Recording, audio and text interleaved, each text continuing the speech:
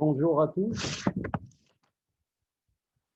bienvenue au 6e webinaire en français de la Ligue internationale contre l'épilepsie, région Est-Méditerranéenne. Aujourd'hui, nous avons le plaisir et l'honneur d'avoir deux éminents orateurs, Dr Philippe Gélis et Dr Fatiha El-Hajouji. Dr Philippe Gélis va animer la première session et nous parlera des états de malabsence versus les encéphalopathies toxiques et métaboliques. Puis s'ensuivra la deuxième session avec Dr Fatiha El-Hajouji qui parlera de l'EEG dans les épilepsies généralisées idiopathiques. Chaque session durera 1 heure et comme d'habitude, après chaque session, les orateurs répondront à vos questions. Donc avant de démarrer la première session, je voudrais en quelques mots vous présenter Dr Philippe Gélis. Il est neurologue, épileptologue au centre de Guy-de-Chauliac à Montpellier, où il dirige l'unité chirurgicale, médico-chirurgicale de l'épilepsie. Ses publications sont très nombreuses et je voudrais insister, il est l'auteur, notamment avec Ariel Crespel, de livres qui sont une référence en électroencéphalographie, qui sont les différents volumes des atlas d'électroencéphalographie. Alors, sans plus tarder, je donne la parole au docteur Philippe Gélis. Merci. Bonjour, cher ami, bonjour à tout le monde. Je suis très heureux de vous retrouver à ce webinaire en français de la Ligue internationale contre l'épilepsie. Donc voilà, donc j'avais proposé ce thème épilepsie absence versus encéphalopathie métabolique ou toxique. Bien entendu, pour les personnes, c'est une conférence que j'ai déjà faite à plusieurs reprises au Maroc. Donc, pour toutes les personnes qui sont venues assister à mes conférences au Maroc, vous avez retrouvé, bien entendu, une thématique que je vous ai déjà présentée. Alors, donc, je crois que j'ai 1 heure pour commencer. Donc, voilà. Alors, je vais parler dans un premier temps de la classification des états de mal épileptiques versus donc convulsif versus non convulsif. Et donc, pour vous parler de cette catégorie ici d'état de mal non convulsif et la thématique de ce soir, état de mal non convulsif à expression confusionnelle et dans le cadre des épilepsies généralisées idiopathiques, donc état de mal généralisé à expression confusionnelle que l'on dénomme état de mal absence ou petit mal status. Alors, déjà, dans la définition état de mal à expression confusionnelle, vous avez la sémiologie en français qui veut confusion mentale. Ici, je vous ai mis la définition de la classification internationale des maladies, mais vous pouvez le retrouver sur ce dessin. Donc, une confusion mentale, c'est à peu près ce dessin, ce monsieur qui se pose des questions, qui est perplexe, qui a des troubles de l'idéation, de la mémoire, des troubles du comportement, etc. Et je vous l'oppose à ce personnage ici dans son lit, avec une atteinte de la vigilance, un sommeil excessif. Il y a bien souvent une confusion entre ces deux sémiologies. On nous demande fréquemment des électroencéphalogrammes, notamment pour des personnes âgées qui sont au fond de leur lit, qui sont en train de dormir, un excès de sommeil, par un état de mal à expression confusionnelle. La définition, ça vous donne une confusion mentale et pas une personne en train de dormir avec un sommeil excessif. Donc, pourquoi je vous dis ça? Donc, la sémiologie d'une confusion mentale vous donne un état de mal épileptique, tandis que si vous avez une atteinte isolée, mais j'insiste sur le terme isolé de la conscience, vous êtes très probablement dans le cadre d'une encéphalopathie. Une encéphalopathie, qu'elle soit métabolique, toxique, respiratoire, septique. Et souvent, les encéphalopathies sont d'origine mixte.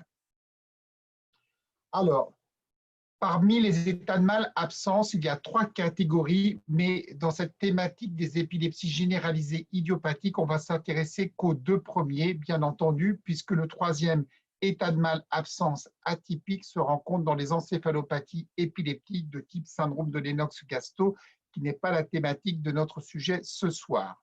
Alors, les états de mal-absence maintenant typiques, petit mal status, donc on le définit par une crise qui se prolonge au-delà de 10-15 minutes, mais en fait, ce n'est pas très bien connu, la durée a été fixée à 10-15 minutes. La symptomatologie, donc je vous le répète, c'est une confusion mentale, donc c'est ce monsieur qui est perplexe, qui se pose des questions, et ce qu'il faut comprendre aussi, c'est que la confusion mentale, elle est d'intensité variable, c'est-à-dire qu'elle varie d'un moment à l'autre. Si vous avez un état de mal qui dure une demi-heure, 1 heure, plusieurs heures, ben ça va varier au cours de cette durée. Il va être à un moment donné un peu plus confus, un peu moins confus. Donc, c'est cette variabilité qui définit aussi la sémiologie de ces états de mal-absence. Un des très bons signes également cliniques que vous pouvez rencontrer, c'est que dans 50% des cas, vous avez des secousses autour des yeux, donc des myoclonies périoculaires, donc il faut observer les yeux. Et souvent, il y a une crise généralisée tonico-clonique qui va terminer l'épisode.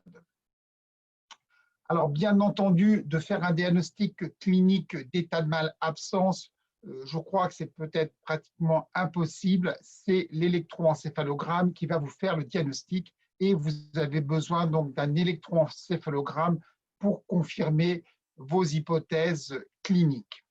Alors, sur un plan EEG, que donne un état de mal-absence?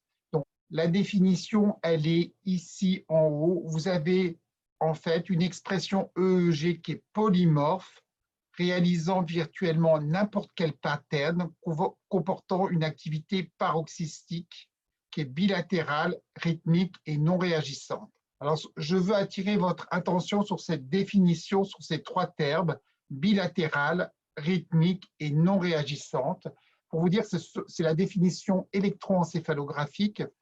Vous pouvez avoir n'importe quel pattern EEG, mais si c'est bilatéral, rythmique, non réagissante, vous vous trouvez dans le cadre d'un état de mal-absence. Bien entendu, si vous observez sur votre EEG des pointes ondes, des polypointes ondes ou des rythmes rapides épileptiques, vous êtes dans la catégorie état de mal-absence, mais ce n'est pas forcé d'observer ces anomalies typiques des épilepsies généralisées idiopathiques, comme on va vous le montrer ultérieurement dans la conférence suivante. Ensuite, je vous ai dit que l'état clinique fluctue pour le patient et donc l'état électroencéphalographique fluctue également d'un moment à l'autre. C'est-à-dire qu'à l'EEG, vous avez à un moment donné un certain pattern électroencéphalographique. Quelques minutes plus tard, vous allez avoir une autre présentation. C'est le caractère dynamique de la crise d'épilepsie et c'est extrêmement différent de l'encéphalopathie métabolique où l'activité est très monomorphe. Voici donc un exemple d'un état de mal-absence chez un jeune garçon qui est venu en consultation. Il a pris le bus. Alors, il a une épilepsie absence dont les premières crises remontent à l'enfance, pharmacorésistante, et déjà un des premiers points, idiopathique ne veut pas dire bénin. C'est-à-dire qu'il y a d'authentiques épilepsies généralisées idiopathiques qui sont pharmacorésistantes. Il y a des épilepsies absences qui posent des problèmes thérapeutiques, d'adaptation thérapeutique. Donc, ce jeune adolescent a une épilepsie qui est résistante aux médicaments. Donc, il arrive à la consultation dans un état un petit peu bizarre. Il s'est trompé plusieurs fois de son arrêt de bus. Il a quelques troubles mnésiques avec des difficultés à retenir. Il paraît un petit peu incohérent. Et donc, il n'est pas dans son état normal. On lui fait un électroencéphalogramme. Et sur son électroencéphalogramme, vous pouvez observer que vous avez une activité qui prédomine en antérieur. Ici, vous avez des dérivations supraciliennes droites, temporale droite, la ligne médiane, et là, on est à gauche. Donc, vous avez une activité qui est continue, rythmique, bilatérale ici, qui est faite de pointes ondes, mais vous observez aussi des aspects avec ici des doubles pointes, ici des aspects où vous avez triple pointe, donc des aspects de polypointe onde. Donc, ma foi, ici, vous avez un aspect tout à fait typique d'un état de mal absence. Quelques minutes plus tard, c'est ce que je voulais vous montrer dans l'évolution dynamique de l'EEG. Ben, vous voyez que la présentation EEG s'est modifiée. Hein, ça, c'était quelques minutes avant, quelques minutes après. Vous voyez qu'on retrouve toujours des aspects de pointe onde, mais là, ça s'est un peu morcelé. Ici, on observe par exemple des polypointes ondes. Là, ce sont de très belles pointes ondes. Là, bon, des polypointes ondes. Vous voyez donc les modifications du pattern EEG en fonction du temps, qui est donc un des critères électroencéphalographiques d'un état de mal absence. C'est ce que je vais vous montrer sur cette diapositive, c'est l'évolution temporelle de la décharge critique sur l'électroencéphalographie, qui est le corollaire finalement de la fluctuation de la confusion mentale que vous voyez ici dessinée. Maintenant, un autre aspect ici, c'est aussi un état de mal absence. Et pour vous rappeler que l'aspect ici est peut-être moins typique que tout à l'heure, on peut observer quelques petites pointes ondes, mais elles sont beaucoup moins jolies. Vous n'avez pas de polypointe onde. Donc, il faut retenir dans la définition une activité qui est paroxystique, n'importe quel pattern, du moment qu'elle est bilatérale, rythmique et non réagissante. Alors maintenant, ce qui n'oriente pas vers un état de mal épileptique, donc si vous avez des anomalies périodiques et a fortiori des ondes triphasiques, vous devez plutôt évoquer une encéphalopathie, comme on va le voir tout à l'heure, donc post-anoxique, métabolique, infectieuse, toxique ou éventuellement un Creutzfeldt-Jakob. Alors, périodique et anomalie onde triphasique, je vous rappelle ce que c'est qu'une onde triphasique. Moi, je les compte comme ceci, les ondes triphasiques. Donc, 3 phases, 1, 2, 3. On peut les compter un petit peu différemment, mais donc vous avez 3 phases et vous avez une activité périodique. Vous avez ici une onde triphasique, une période, une onde triphasique, une période, une onde triphasique, ici dans le cadre d'une insuffisance rénale aiguë. Vous voyez par rapport à l'EEG que je vous ai montré du jeune garçon de 16 ans, un aspect d'une encéphalopathie métabolique qui est totalement différent, avec des ondes triphasiques qui sont extrêmement fréquentes, mais un tracé, finalement, si vous prenez l'ensemble du tracé, qui va être extrêmement monomorphe, parce que page par page, vous allez retrouver ces aspects d'ondes triphasiques qui sont ici diffus sur l'ensemble des dérivations. Alors, un état de mal absence, donc, on va parler des états de mal absence typiques et, dans un premier lieu, bien entendu, compliquant une épilepsie généralisée idiopathique avec absence préexistante. Donc, cela peut se voir dans le cadre, par exemple, d'une épilepsie absence de l'enfant qui va persister à l'âge adulte, mais avec une forme un peu résistante, une épilepsie absence juvénile, et puis vous avez un syndrome épileptique qui n'est pas reconnu par la classification internationale, qui est d'épilepsie avec des absences fantômes, qui avait été décrit par Payanatopoulos, où dans 50% des cas, vous avez fréquemment des états de mal absence. Alors, donc cette dame qui a une épilepsie absence juvénile, qui résiste aux médicaments, on la prend en enregistrement EEG vidéo prolongé. Elle avait eu un enregistrement, je pense, de 24 heures pour faire le bilan, en fait, de son épilepsie. Et là, vous voyez une absence typique sur le plan EEG. Et là, je vous la montre en vidéo. Vous voyez que finalement, elle a quelques automatismes au niveau des mains. Elle plie son journal. Elle a eu un petit peu quelques automatismes au niveau de la bouche. Mais vous avez, sur un plan électroencéphalographique, une décharge de pointe onde généralisée, tout à fait typique d'une absence. Donc, on la prend sur un enregistrement de 24 heures et dans la période du réveil, ce qui est souvent le cas dans une épilepsie absence, vous avez une activation des absences dans la période du réveil. On va voir dans la période du réveil s'enchaîner absence sur absence et elle va présenter un état de mal absence, comme vous le voyez ici sur cette diapositive. Donc, cet état de mal est tout à fait typique avec des pointes ondes. Vous avez des polypointes. Donc, c'est tout à fait typique. Là, vous avez des belles pointes ondes. C'est un état de mal absence. Vous voyez, 15 minutes plus tard, vous êtes dans la définition d'un état de mal. Ici, on retrouve des complexes un peu polypointes. Vous avez 3 pointes suivies d'une onde qui sont bilatérales, antérieures.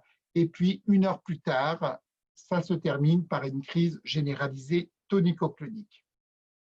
Donc, je vous remontre l'évolution temporelle, c'est-à-dire que, par exemple, 15 minutes plus tard, ici c'était 20 minutes plus tard, vous n'avez pas tout à fait le même aspect qu'au début de la décharge. Une patiente qui est confuse et sur un plan sémiologique, son mari est présent dans la chambre, il avait assisté à l'enregistrement, il avait dormi avec son épouse et il ne s'est absolument pas rendu compte qu'elle était en état de mal absence. Bien entendu, si on avait fait des tests neuropsychologiques pendant l'absence, on aurait trouvé des choses, mais vous voyez que c'était infraclinique cet état, hein, puisque le mari présent ne s'en rend pas compte. Une autre observation d'une dame de 67 ans qui est professeure d'anglais, qui a un antécédent d'absence à l'adolescence et qui fait une première crise généralisée tonico-clonique durant sa première grossesse. Elle n'a eu qu'une seule grossesse, mais ça, on le saura après, parce que sa fille, qui est présente lors de la consultation, ne savait pas l'histoire de sa mère, ce qui est un peu logique puisqu'elle n'était pas née, puisque c'était pendant la grossesse de sa mère sa mère a fait une crise généralisée tonico-clonique. Alors peut-être la période aussi post-ménopause est peut-être une période à risque par rapport à ces états de mal-absence. Donc cette dame, elle n'a pas de traitement antiépileptique et puis elle fait une crise généralisée tonico-clonique qui est une surprise pour sa fille, qui l'amène aux urgences. Et puis elle ressort des urgences et puis elle trouve que sa mère est toujours un petit peu bizarre, elle n'a pas récupéré ses facultés intellectuelles et donc elle l'amène 24 heures plus tard en consultation et quand on la voit, on trouve en fait cet état. Alors, je vous ai transcrit en fait le dialogue parce que si vous ne l'entendez pas très bien, je n'ai pas ma vidéo qui marche, mais en fait, le dialogue, ce que l'on peut voir, c'est que cette dame, bon, vous voyez, elle a les yeux ouverts, et moi, je lui demande sa profession. Et là, elle est déjà incapable de me dire qu'elle était professeure d'anglais. Donc, c'est sa fille qui répond. Et je vais lui faire un petit dialogue en anglais. Donc, je lui demande you were English teacher. How old are you? Elle me répond I am 15. Je lui dis 15. Elle me dit yes. Je lui dis it is quite young. Elle me répond are you sure? Alors, je lui dis 15 or 50. Elle me dit 15. 15, you are not 15. Yes, I am. You think. Donc, vous voyez, pour une ancienne professeure d'anglais, le niveau n'était pas non plus très, très élevé. Et la diapositive suivante pour vous montrer en fait que cette patiente, bon, elle a un état confusionnel. Déjà, par rapport à l'EEG, vous voyez l'aspect EEG à ce moment-là, il est un peu différent de l'aspect EEG que vous voyez ici. Elle est capable d'exécuter des ordres simples. Donc, c'est un état confusionnel. Elle n'est pas en train de dormir au fond de son lit. Donc, ça, c'est une épilepsie absence qui était rentrée en rémission à l'âge adulte dans la période post-ménopause, une récurrence d'une crise généralisée tonico-clonique et d'un état de mal-absence avec un EEG qui est tout à fait typique, avec une activité qu'on va dire continue, de pointonde, de polypointonde, de bilatérale, diffuse, que vous voyez sur l'ensemble des électrodes. Alors, j'en ai profité chez cette patiente pour lui faire quelques tests neuropsychologiques et au début, pendant l'état de mal, je lui demande de dessiner une marguerite. Avant, je lui avais demandé de dessiner une horloge et elle persévère sur le dessin de l'horloge. Et la marguerite, elle me le fait ici, au centre. C'est ce gribouillis, la marguerite. Je lui fais 1 mg de clonazepam pour avoir un test diagnostique, une normalisation clinique et un aspect thérapeutique, bien entendu. Donc, vous voyez, après 1 mg de Rivotril, la marguerite, elle est un peu plus jolie, elle est beaucoup mieux ici, mais elle n'est pas tout à fait bien dessinée. Je lui refais une deuxième injection de Rivotril, de clonazepam, et vous voyez, pratiquement 1 heure après la deuxième injection, la patiente capable de dessiner une jolie fleur et sur le plan EEG, la disparition des anomalies épileptiques. Ensuite, vous pouvez avoir des états de mal-absence typiques, mais qui vont compliquer une épilepsie généralisée idiopathique, mais favorisée par certains facteurs, manque de sommeil, mais surtout arrêt de certains médicaments, comme arrêt d'une benzodiazépine ou l'utilisation de médicaments antiépileptiques inappropriés, tels que de la carbamazépine, de la phénitoïne et du vigabatrin. Et ceci avait été montré par Pierre Thomas dans son article avec Pierre Janton et Luc Valton en 2006, publié dans Brain, où ils avaient colligé un certain nombre de patients avec une épilepsie généralisée idiopathique aggravée par certains médicaments antiépileptiques, dont la phénitoïne, la carbamazépine. Par exemple, chez ce patient de 39 ans qui faisait des états de mal-absence tous les matins. Donc, je vous montre ici l'observation d'un patient de 58 ans avec une épilepsie généralisée idiopathique. Il fait des états confusionnels pendant plusieurs heures. Il est traité par carbamazépine.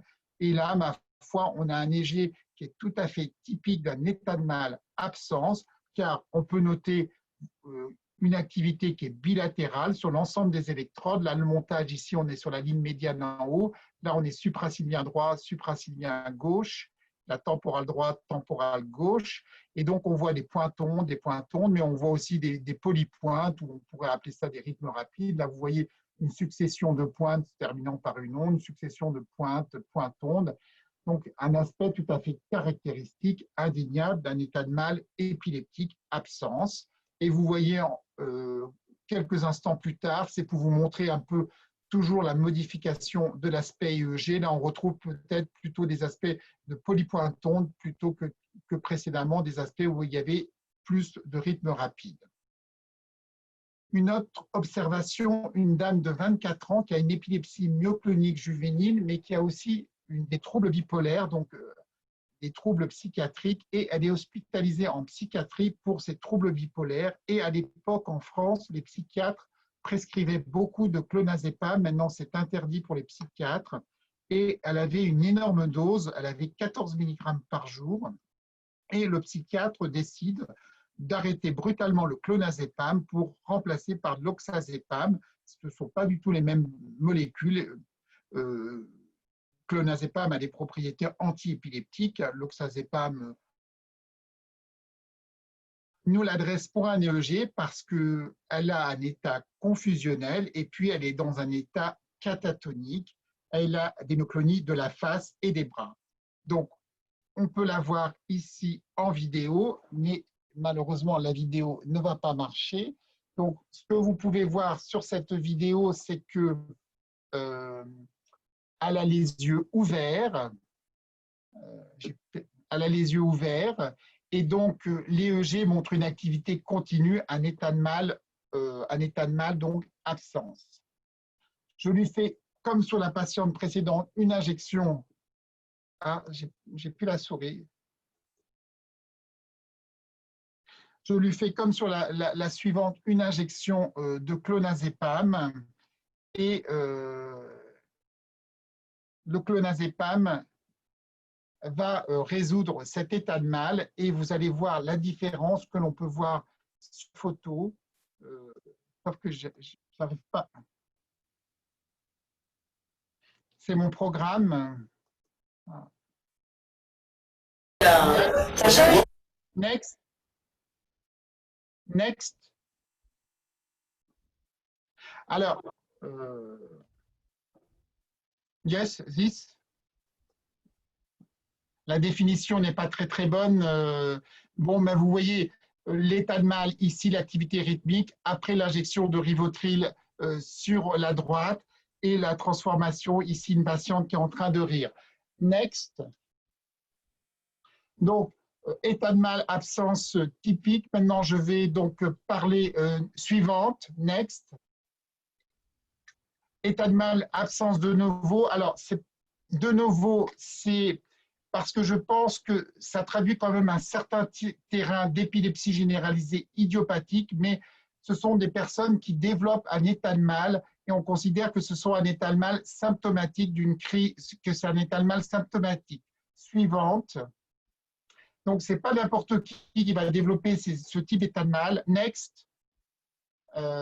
Donc, par exemple, ça a été bien décrit par Pierre Thomas, c'est surtout favorisé par l'arrêt des benzodiazépines, voire l'utilisation excessive de psychotropes, contexte d'hyponatrémie, donc contexte d'hypocalcémie, donc dysmétabolique, alcoolisme. Donc je vous l'ai dit, ça correspond sur un plan de la définition à une crise symptomatique aiguë, donc un état de mal symptomatique aigu, et si on évite le facteur, il n'y a pas besoin de traitement au long cours. Next. Donc, je voulais vous montrer en vidéo une patiente qui a des troubles bipolaires, qui est traitée au long cours par Cipralide et Rivotril. Et c'est la même chose que la précédente. On lui arrête le clonazepam et elle est hospitalisée pour un état mutique, comme vous voyez ici sur l'EEG. Elle ne répond pas. Elle a la vidéo pour montrer qu'elle a quelques secousses périoculaires, des myoclonies palpébrales. Et bien entendu, c'est l'électroencéphalogramme qui va vous faire le diagnostic d'état de mal absence. Et entre les épisodes, elle était délirante parce que je vous rappelle que cette dame, elle avait une psychose maniaco-dépressive qu'on appelait anciennement par ce nom, donc trouble bipolaire. Donc, entre les épisodes de mutisme, bon, on retrouvait son état plus ou moins, disons, subnormal. Son EEG, next, on va le voir mieux sur les diapositives suivantes. Donc, vous voyez qu'on va avoir ici sur cette planche d'EEG, l'EEG est normal et on voit apparaître des absences qui vont se succéder les unes après les autres. Next. Donc, ici, donc, une absence, et vous pouvez remarquer, si vous avez ma souris, vous la voyez, ça débute par un aspect de pointon dégradé, des rythmes rapides sur les régions antérieures, ça se modifie, des ondes lentes, des polypointondes. Next. Et vous voyez donc la modification dynamique de l'état de mal, avec ici plutôt un aspect de polypointonde qui est différent de la première page d'EEG. Next. La modification de l'EEG, elle est toujours en état de mal. On voit beaucoup moins bien les aspects de pointonde, mais plutôt ici de rythme rapide ou de polypointonde. Next. Donc, on a vu ici un état de mal de nouveau du sujet adulte de plus de 50 ans qui ne complique pas une épilepsie généralisée idiopathique préexistante puisqu'elle n'a pas d'antécédent d'épilepsie, mais qui, à mon avis, traduit un certain terrain quand même d'épilepsie généralisée idiopathique. Maintenant, dans cette demi-heure suivante, je voudrais entrevoir les diagnostics différentiels. C'était la thématique de cette conférence. Donc, next. Pour vous parler, je l'ai présenté plusieurs fois donc au Maroc, les 5 questions qui vous permettent de faire la différence entre une encéphalopathie métabolique toxique et un état de mal non convulsif. Next, donc on va les reprendre les unes après les autres. Et la première question, bien entendu, est-ce que vous êtes sur un plan clinique, un état confusionnel ou un problème isolé de la vigilance? Donc vous avez vu un état confusionnel, vous êtes dans un état de mal épileptique. Si c'est un état isolé, un trouble isolé de la vigilance, vous êtes très probablement dans une encéphalopathie. Next.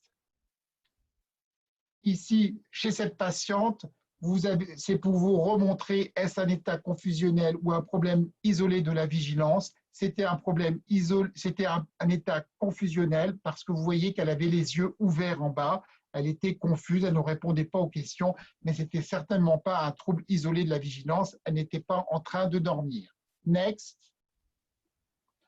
Alors, je vous ai dit confusion, état de mal épileptique, mais bien entendu, si vous avez une atteinte de la vigilance et des signes neurologiques, là, vous pouvez être dans un état de mal épileptique. Je vous ai dit en début de conférence une atteinte isolée de la vigilance. Si vous avez des signes neurologiques comme par exemple des crises, vous voyez des crises cloniques, vous avez des manifestations avec déviation paroxystique des yeux, modification de la respiration, là, c'est totalement différent. Vous êtes plus en face d'une atteinte isolée de la vigilance. Next. Ensuite, la deuxième question, est-ce que vous avez une fluctuation des symptômes ou une atteinte progressive de la conscience allant de la somnolence au coma? Donc, vous avez bien vu à gauche que l'état anétalmal absence, ça fluctue. Si vous avez une encéphalopathie métabolique comme une insuffisance hépatique, vous avez une progression. Dans le cadre d'une insuffisance hépatique, vous avez au début troubles de la concentration, fatigue, somnolence excessive, le patient ou la patiente se met à dormir, ça va jusqu'au coma, et si vous ne traitez pas, la personne finit par en mourir. Donc vous avez une évolution, une dégradation progressive. Next. Donc maintenant, ce qui est fondamental dans l'électroencéphalogramme et ce que certaines personnes n'arrivent pas à comprendre, la question 3, est-ce que c'est une activité EEG qui est rythmique ou périodique? Rythmique, vous l'avez en haut avec une succession d'ondes, c'est une activité qui est rythmique. En bas, vous avez une activité périodique parce que vous avez un paroxysme, vous avez une période où vous avez un retour au rythme de fond et vous avez de nouveau un paroxysme, un retour à un rythme de fond, un paroxysme, un retour à un rythme de fond, un paroxysme. Donc, c'est la définition de rythmique et périodique. Next. Alors, deux exemples ici, dans le cadre d'une encéphalopathie métabolique sur insuffisance rénale, vous avez des ondes triphasiques. Et ici, vous avez, dans le cadre d'un Creutzfeldt-Jakob, vous avez une période entre les complexes. Donc ici, en bas, c'est très facile de voir que c'est une activité périodique, mais ici, par exemple, ça pose des problèmes à certains à interpréter comme des activités périodiques. Et cette figure, elle fait partie d'un article qui va être publié bientôt dans le Journal of Clinical Neurophysiology. Et avant publication, il y a un auteur qui m'a écrit, il disait que ce n'était pas périodique, cette figure, il disait que parce que les ondes sont vraiment très très proches, j'ai beau lui expliquer à deux reprises que c'était périodique, il n'a pas compris. La troisième fois, je ne lui ai pas répondu à son mail, mais je vous ai expliqué pourquoi c'est périodique. Next. Alors là, c'est la description, c'est l'article Princeps de Bickford de 1955 sur les ondes triphasiques dans les comas hépatiques. Et vous voyez que dans cet article, les ondes triphasiques se succédaient les unes sur les autres. Donc, si on regarde de loin, on peut se dire c'est rythmique ou c'est quasi rythmique. Donc ça, c'est l'article Princeps de 1955. Et vous voyez en bas cet aspect qui est très, très impressionnant. Et si vous le regardez de loin, vous pouvez vous dire effectivement, c'est rythmique. Mais non, quand on le regarde de près, c'est périodique et je vais vous dire pourquoi. Next. Par exemple, ici, vous avez une dame qui fait tentative de suicide au paracétamol, qui fait donc une hépatite fulminante, qui est dans le coma, et vous avez cette activité que l'on peut décrire d'ondes triphasiques périodiques. Alors, pourquoi ce sont des ondes triphasiques? Elles sont bien entendu subcontinues, mais vous pouvez les compter 1, 2, 3, moi je les compte comme ceci. Alors, c'est périodique, next, parce que si vous comptez sur une seconde, vous avez deux complexes. Donc, vous n'avez pas chez l'adulte du point-onde à 3 cycles. Le point-onde chez l'adulte, il est à 3 cycles par seconde dans une épilepsie généralisée idiopathique. Il est éventuellement à 2,5 cycles par seconde dans un syndrome de Lennox-Gastaut, mais vous n'avez pas de point-onde quand même à 2 cycles par seconde ou en dessous de 2 cycles par seconde. Donc, vous comptez les complexes sur une seconde, et si vous voyez deux complexes, vous êtes très probablement dans le cadre d'une activité périodique et non dans le cadre d'une activité rythmique. Next. Donc, next. Alors, pourquoi c'est important? Next, c'est que une activité rythmique, une crise d'épilepsie, par définition, c'est une activité rythmique. Donc, un état de mal, par définition, vous avez une activité rythmique. C'est ce que je vous ai dit en début de conférence, quelle que soit la morphologie du graphoélément. Next. Une activité périodique, c'est beaucoup plus compliqué. Ça peut être un état de mal épileptique, non convulsivant, je ne dis pas le contraire, en particulier lorsque vous avez des activités périodiques latéralisées. Mais si vous avez des activités périodiques diffuses sur l'EEG, vous devez vous poser comme question, est-ce que je ne suis pas en face d'une encéphalopathie toxique ou métabolique? Next. Donc, sur cette patiente, est-ce que c'est une activité EEG rythmique ou périodique? Ici, il n'y a strictement aucun doute, vous étiez en face d'une activité rythmique qui n'était absolument pas périodique. Next.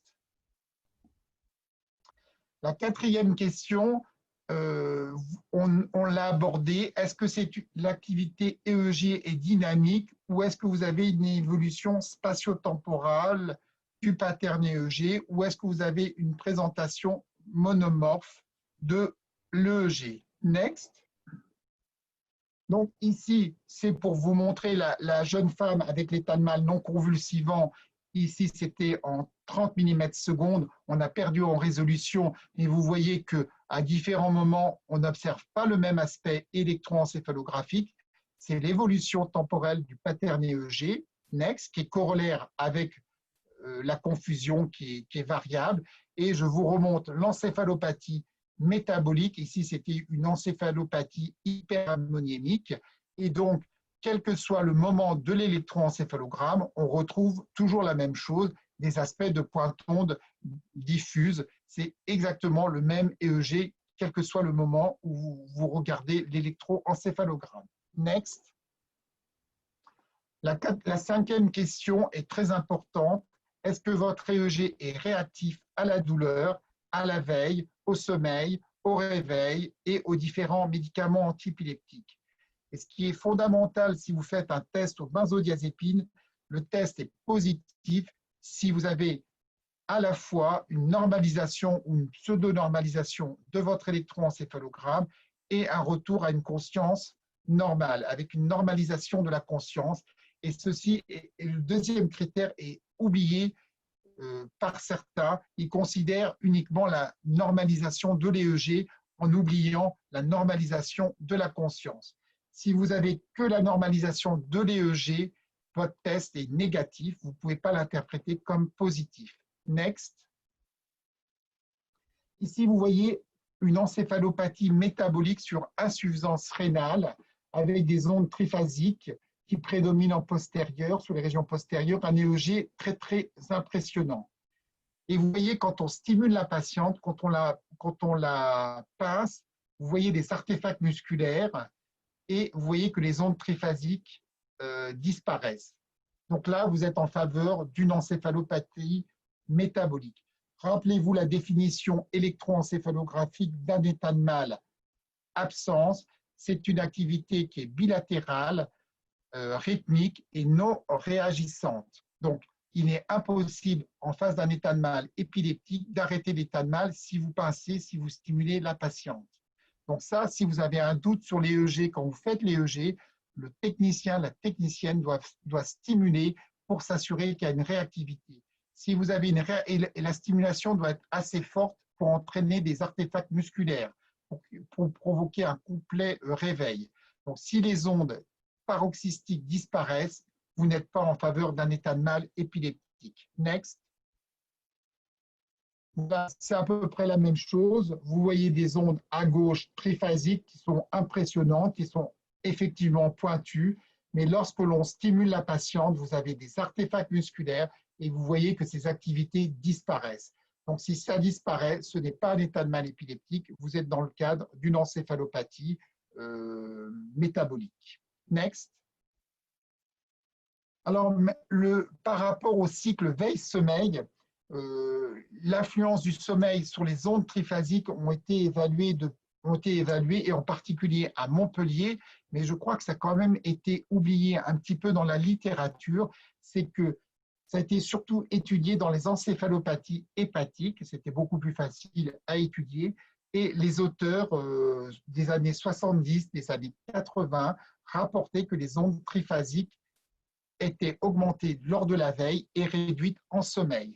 Et quand on lit le traité d'électroencéphalographie de Niedermayer, l'article de Niedermayer de 1999 sur les encéphalopathies hépatiques, il dit très clairement dans son article que les patients, lorsqu'ils sont invités à s'endormir, les ondes triphasiques disparaissent pendant toute la durée du sommeil. Donc finalement, le sommeil induit une disparition des ondes triphasiques. Et si on veut faire les ondes triphasiques tout au long du cycle veille-sommeil, on s'aperçoit qu'elles sont peu présentes en veille active. Alors, veille active, je veux dire quand le patient a des artefacts musculaires. Par contre, elles sont vues essentiellement dans les états de somnolence. Un patient qui a une encéphalopathie métabolique, il est somnolent. Et elles vont disparaître au cours du sommeil, alors qu'ils soient spontanés ou induits par les benzodiazépines ou le propofol. Suivante, next. Donc ici, vous avez un exemple typique d'une insuffisance rénale, et parce que l'EEG est impressionnant, vous avez une injection d'1 milligramme de clonazepam, et vous voyez ici, sur la droite, sur ma droite en tout cas, la disparition des ondes triphasiques, next. Donc la pseudo-normalisation de l'EEG, mais il faut considérer votre test positif s'il y a une normalisation de la conscience, next, ce qui n'a pas été le cas, puisque au contraire de se réveiller, elle s'est endormie de façon plus profondément. Donc le test est négatif, next. Donc ici, chez cette patiente, on reprend cette patiente, vous voyez en B la normalisation de l'EEG, et la normalisation comportementale où elle se met à rire avec les infirmières et les médecins présents dans la pièce. Next. Donc là, le test est positif. Maintenant, un cas clinique. Ce monsieur a 36 ans. Il est hospitalisé pour un coma d'installation brutale et donc vous avez 7 électroencéphalogrammes. Next. Le réanimateur décide de faire une injection de propofol et vous voyez qu'une très nette amélioration de l'EEG avec disparition des paroxysmes précédemment vus, mais pas d'amélioration clinique. Next. Donc, est-ce que vous êtes en présence d'un état de mal convulsivant ou d'une encéphalopathie? Donc, on va faire les 5 questions pour y répondre. Next. Donc, quand on reprend l'histoire, est-ce un problème confusionnel ou un problème isolé? J'insiste sur isolé de la vigilance. Next. C'était un problème isolé de la conscience, puisque c'était un coma. C'est un monsieur qui est rentré rapidement en coma. Next. Donc, première question, une atteinte isolée. Est-ce qu'il y avait une fluctuation des symptômes, une atteinte progressive de la conscience allant de la somnolence au coma? Next. Il n'y a eu aucune fluctuation puisqu'il est rentré rapidement dans un coma, dans un sommeil excessif. Next. Est-ce que cette EEG est rythmique ou périodique? Next. Alors, il faut me croire, cette activité, elle est périodique, même si vous la trouvez impressionnante. Vous pourriez dire, c'est du pointon de lent à 1,5 cycles par seconde. Non, quand on la regarde, c'est ce que je vous ai expliqué, vous avez moins de 2 complexes par seconde. Donc, vous n'êtes pas en face d'une activité de pointonde rythmique, vous êtes en présence d'une activité d'onde triphasique périodique. Next. Est-ce que cette activité EEG est dynamique avec une évolution spatio-temporale? Bon, ça, il faut regarder tous les EEG, donc il faut me croire, c'était très, très monomorphique. Next. Et la dernière question, la réactivité, donc considérer le test positif aux benzodiazépines s'il y a une normalisation de la conscience et de l'EEG. Next. Donc le propofol, c'est comme les benzodiazépines, ça vous induit en sommeil. Next. Donc vous avez une normalisation, une pseudo-normalisation de l'EEG, mais au contraire, le patient s'endort, donc il n'y a pas d'amélioration de la conscience. Next. Donc si vous répondez à toutes ces questions, ce n'est certainement pas un état de mal non convulsivant, mais vous êtes en présence d'une encéphalopathie métabolique et c'était un trouble du cycle de l'urée. Next. Donc une autre observation, une dame de 66 ans qui a des troubles bipolaires et qui a été opérée d'un méningiome optochiasmatique droit et qui est hospitalisée en soins intensifs neurologiques pour un trouble de la vigilance. Et vous voyez cet électroencéphalogramme qui est quand même assez impressionnant. Vous avez quand même des activités paroxystiques pointues qui prédominent plutôt en postérieur, sur les régions postérieures et qui prédominent très nettement sur l'hémisphère droit.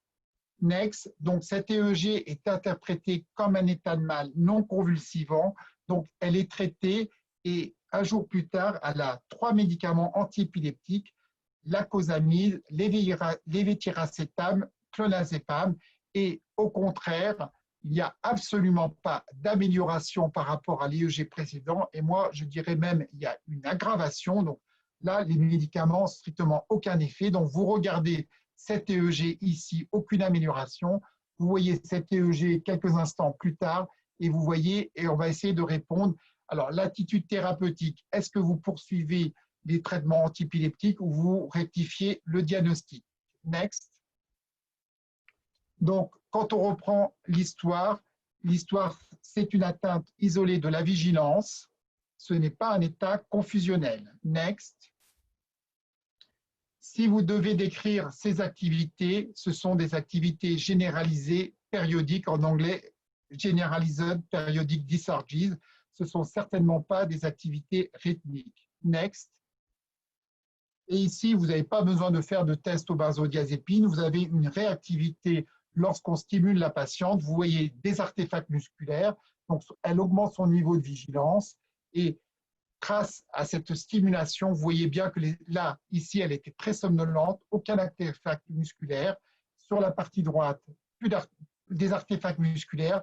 Vous n'avez plus de d'ondes triphasiques. Vous avez une réactivité. Donc, vous n'êtes pas en présence d'un état de mal non convulsivant. Next. Donc, il s'agissait d'une encéphalopathie toxique, un surdosage en lithium. Next. Alors, vous allez me dire pourquoi le premier EEG était très nettement asymétrique et avait trompé la personne qui a interprété l'EEG.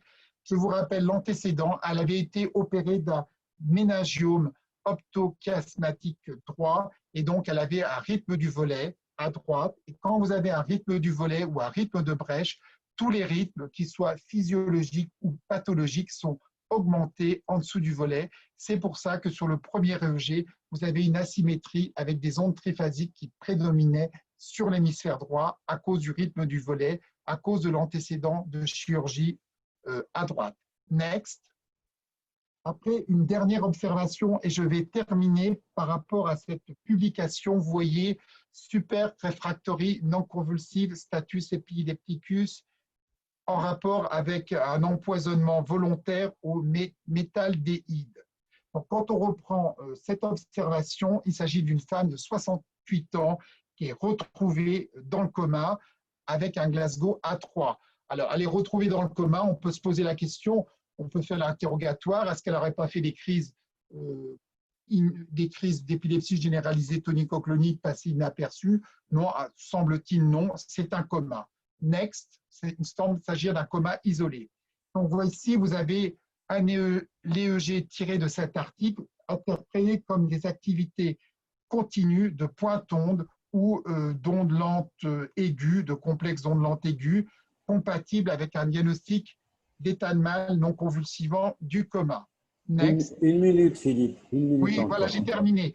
Donc, une injection de 5 mg de midazolam et vous voyez l'EEG, next, et donc les auteurs interprètent comme un état de mal non convulsivant. Quand on reprend les 5 questions, next, vous avez sur un plan clinique une atteinte isolée de la vigilance, vous n'aviez pas d'autres symptômes.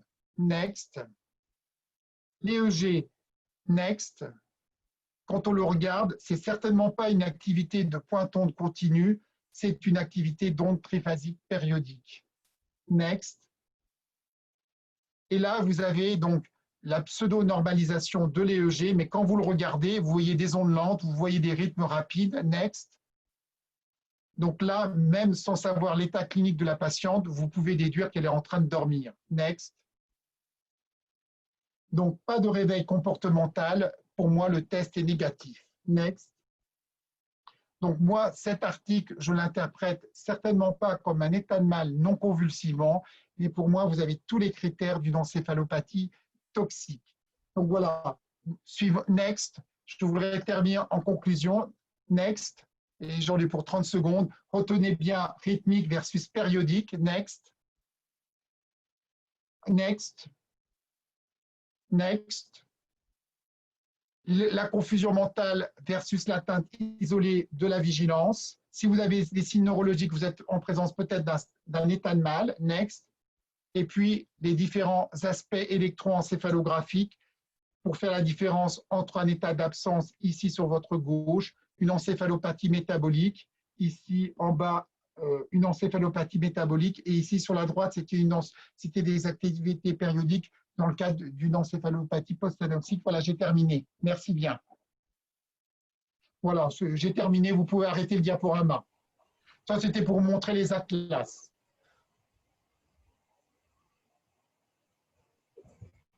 Voilà. Oui, merci, merci Philippe pour cette présentation, excellente présentation, claire et précise. Alors nous sommes un petit peu bousculés par le temps, mais on va essayer quand même de prendre quelques questions qui ont été posées. Alors je te demande Philippe, s'il te plaît, si on peut avoir des réponses Oui. brèves. Alors, un adulte avec absence d'émyoclonie et qui présente actuellement des crises généralisées tonico-cloniques avec polypointome généralisée. S'agit-il d'une épilepsie myoclonique juvénile ou une épilepsie absence juvénile? S'il y a une prédominance des myoclonies, c'est plutôt une épilepsie myoclonique juvénile. Après, ça peut être aussi une évolution vers une épilepsie myoclonique progressive. Donc, il faut le suivre. Oui. Le pattern des absences, c'est plutôt du pointonde. Si vous avez du polypointonde, on est plutôt dans le cadre de myoclonie, donc plutôt une épilepsie myoclonique juvénile. Alors, une autre question. Un test au benzodiazépine positif ne se voit qu'en cas d'état de mal-absence. Point d'interrogation. Oui, dans un état de mal, mais il faut bien entendu, il faut reprendre, le test est positif si vous avez une normalisation de l'EEG et un réveil comportemental. Sinon, si la personne ne se réveille pas, votre test est négatif. C'est ce que j'ai essayé de vous montrer avec les différents exemples. C'est très important, il faut que la personne se réveille. Si la personne s'endort, si elle se met à dormir, votre test est négatif. C'est l'effet du sommeil sur les activités paroxystiques, sur les ondes triphasiques. Alors, une dernière question, celle de Shahnaz, professeur Trépi. Alors, elle pose la question concernant l'activité périodique dans le Creutzfeldt-Jakob. Il y a une activité entre les paroxysmes périodiques. Est-ce que c'est la même définition? Oui, pour moi, c'est la même définition. En général, c'est quand même beaucoup plus facile à interpréter parce que vous voyez bien la période, mais je vous dirais quand même qu'il y a des publications où on veut faire croire qu'il y a des états de mal non convulsivants en interprétant des complexes comme des activités rythmiques et en interprétant faussement la réactivité aux benzodiazépines. C'est exactement la même problématique que pour les encéphalopathies métaboliques, c'est que certaines personnes ont des difficultés à reconnaître une activité périodique d'une activité rythmique. Moi, je me répète, une activité rythmique diffuse à moins de 2 cycles par seconde chez l'adulte. Je ne vois pas dans quelle épilepsie vous pouvez avoir une activité de pointonde à 2 cycles par seconde ou à 1,5 cycles par seconde généralisée chez l'adulte. Si vous avez une activité à moins de 2 cycles par seconde, posez-vous la question, est-ce que ce n'est pas une activité périodique avec des complexes en fait qui sont la main dans la main, comme je vous ai montré dans l'article de Bickford finalement. Oui. Alors, pour ma part, pour terminer, je voudrais juste faire une remarque. Comme vous le savez, l'incidence, la consanguinité est très fréquente au niveau du pourtour méditerranéen, notamment au sud. Et nous avons beaucoup de syndromes, donc des épilepsies généralisées génétiques, notamment l'épilepsie myoclonique juvénile. Oui. Alors, pour peu que la myoclonie soit partielle, c'est considéré comme une épilepsie partielle et on prescrit de la carbamazépine. Et souvent, alors il faut savoir que l'aggravation des épilepsies généralisées idiopathiques par les médicaments, non seulement il y a une transformation de la symptomatologie, et même au niveau syndromique, et les patients peuvent se présenter avec un état confusionnel et ils se retrouvent même parfois pour bilan pré-chirurgical. Pour dire. C'est des possibilités, c'est vrai. Voilà, nous tenons à remercier beaucoup Philippe et on va passer à la deuxième séance et je donne la parole à M. Djellaoui. Je vous remercie beaucoup. Bonjour. Bonsoir, merci professeur Ouazani. Je remercie aussi professeur Zélis pour son excellente communication. Nous allons enchaîner par la suite, sans perdre beaucoup de temps, avec la communication de Dr Lahjoudi Fatiha. Permettez-moi d'abord de présenter professeur Lahjoudi Fatiha. Alors, professeur Lahjoudi Fatiha fait sa formation de neurophysiologie en France, puis son post-doctorat aux USA dans le NIH. Elle pratique actuellement au service de neurophysiologie clinique de l'hôpital de Rabat.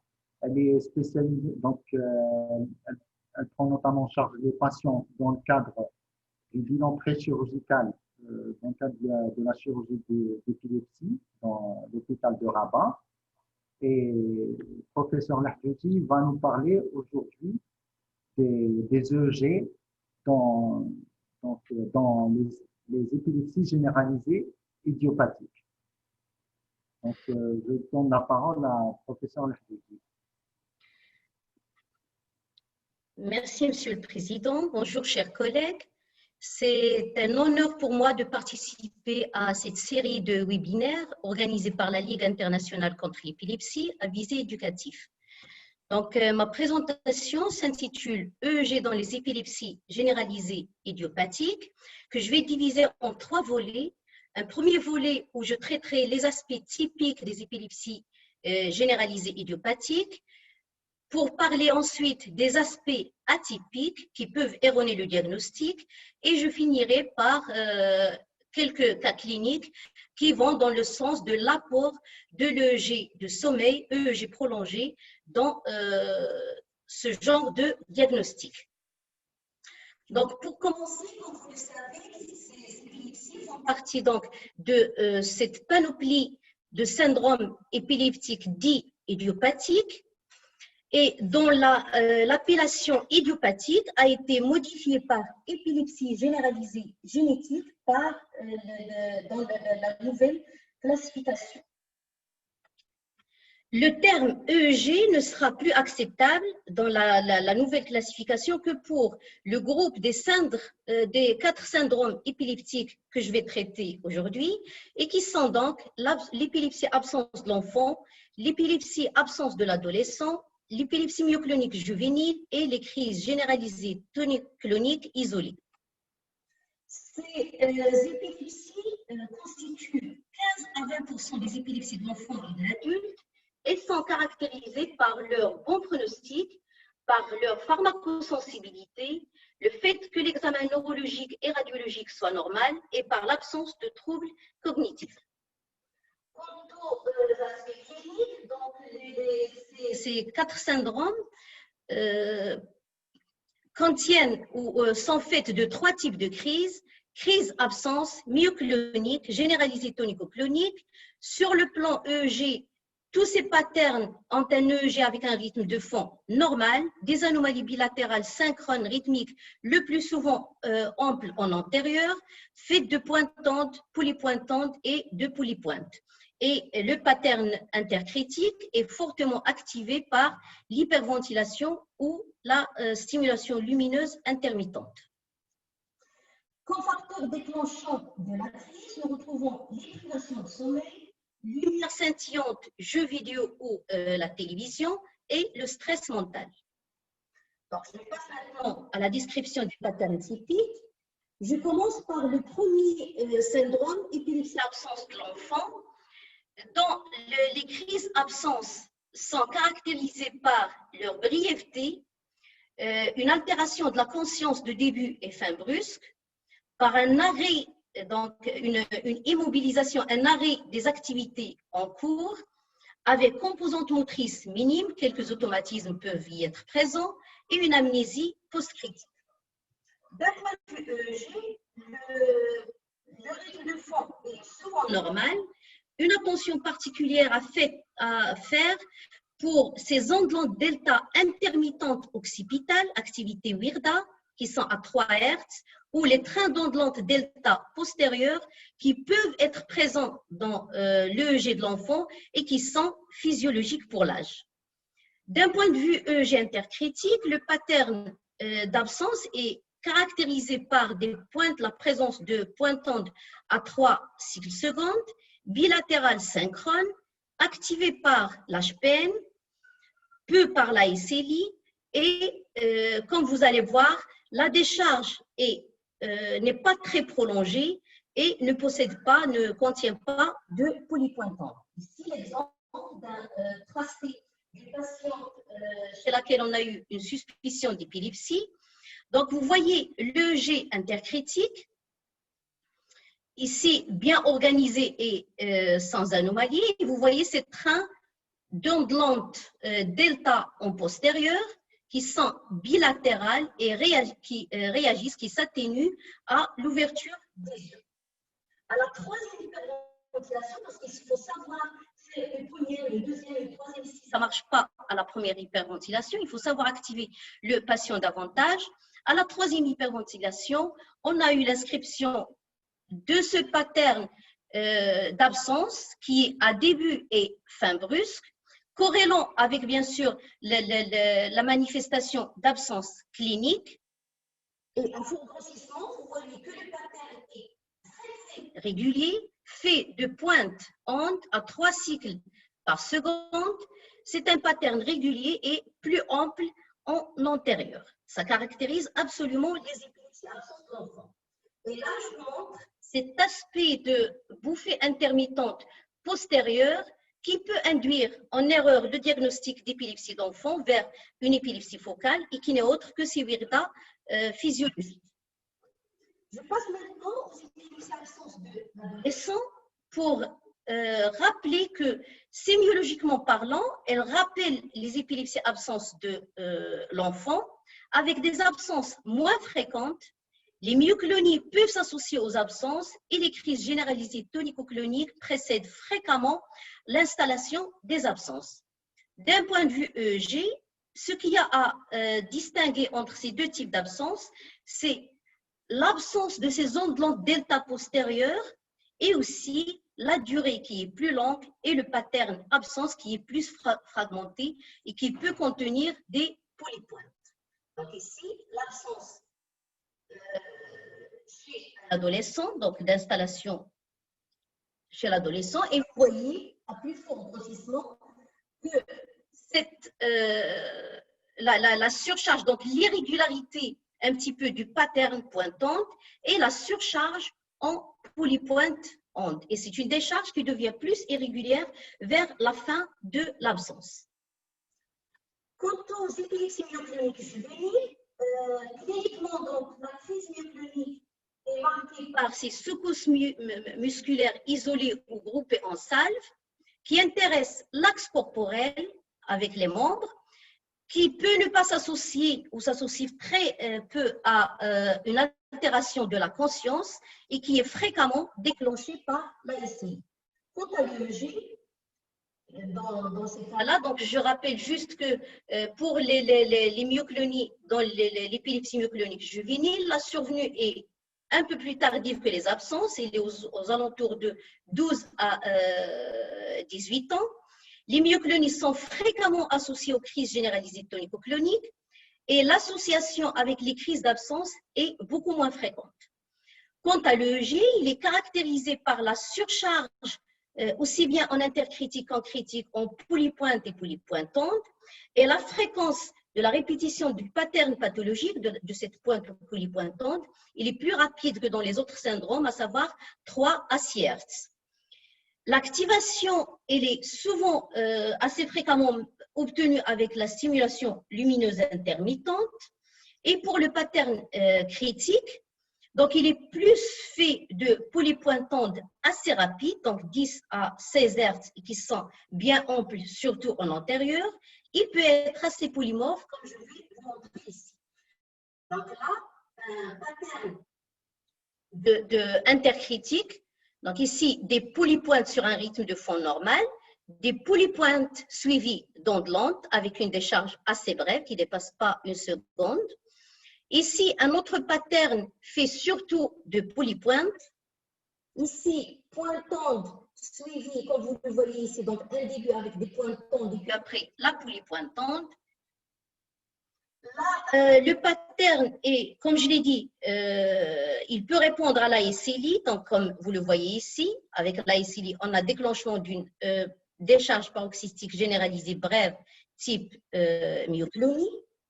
Quant à l'EEG critique, donc le plus souvent, le pattern typique, c'est cette décharge brève de polypointe qui est faite que de polypointe et qui s'insère sur un rythme normal.